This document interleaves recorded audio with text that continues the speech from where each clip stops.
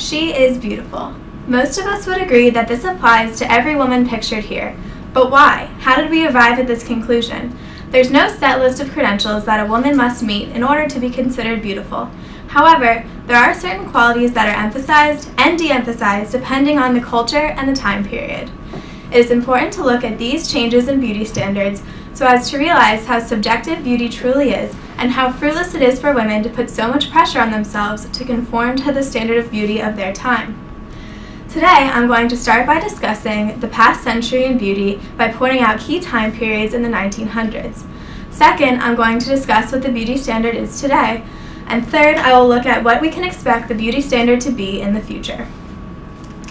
The first 2 decades of the 1900s was the first real departure from the traditional Victorian age standard of beauty. This departure was made in the form of the Gibson Girl, who was a cartoon woman created by Charles Dana Gibson, as written by Kate Mulvey and Melissa Richards in their book, Decades of Beauty. The Gibson Girl was loved for her fun, competitive nature and for her athletic and fit body. Moving into the Roaring '20s was the age of the flapper. The flapper was a woman who asserted their independence and freedom by cutting their hair short in what was called a bob. The ideal body of the flapper was to be curveless and boy-like. The next 2 decades, the 30s and 40s, had no significant developments in the standard of beauty, perhaps because of external factors such as World War II. However, moving into the 1950s was a very important time for beauty in America. This was the age of Marilyn Monroe, a time where large breasts and wide hips were emphasized greatly. The ideal woman of the time was more muscular, curvy, and womanly. However, this standard reversed itself in the 1960s. The 60s and 70s were an age of shockingly thin, tall women. This was embodied in the European supermodel Twiggy, who, according to Jess Cartner-Morley in her article Twiggy at 60 on the Guardian website, weighed only 91 pounds at the height of her career. The 80s were very important for the beauty standard in America because this was the dawn of the age of physical fitness. Women who wanted to be considered attractive were expected to join health clubs, exercise, and take fitness classes so as to get in shape. There were no profound movements in the 2 recent decades in the 90s and 2000s. However, it is interesting to see how the past century has come to shape the beauty standard today. No longer is the thin, Western, blonde-haired, blue-eyed woman the only type of beautiful woman at this day and age. Instead, we have come to embrace a much more diverse and ethnic sense of beauty. Women no longer have to be super skinny nor voluptuously curvy to be considered beautiful.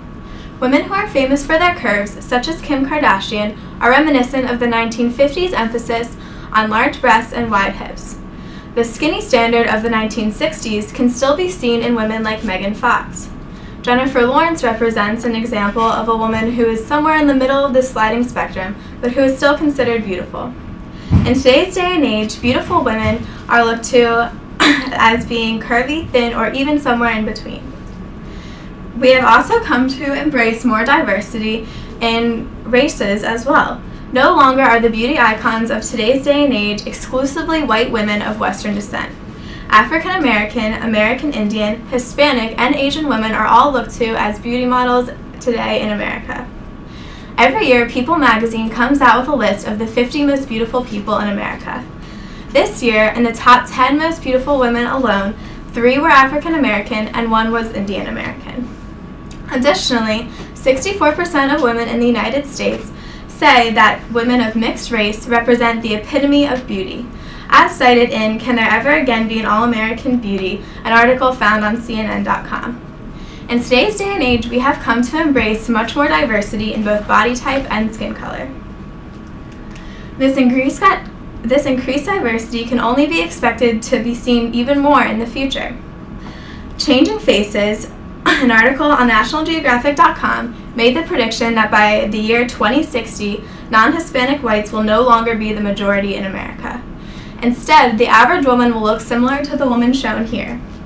As non-white skin becomes more and more accepted, the beauty ideal will come to be someone who represents an individual look and a mix of ethnic qualities. In addition, in the future, we can expect to see a woman's level of fitness take precedence over the number on the scale. The term skinny fat refers to a woman who has a low level of fitness but is slender in appearance. The rise of terms like this, as well as Twitter fitness feeds and Instagram feeds, and the great discussion of fitness in the media, all suggest that fitness will come to be even more important than ever before in the coming decades, as written by Julia Slavical in her book, The World Has Curves. In the future, we can expect to see the beautiful women of the time to have achieved their bodies through physical training and hard work, and to be of mixed racial descent.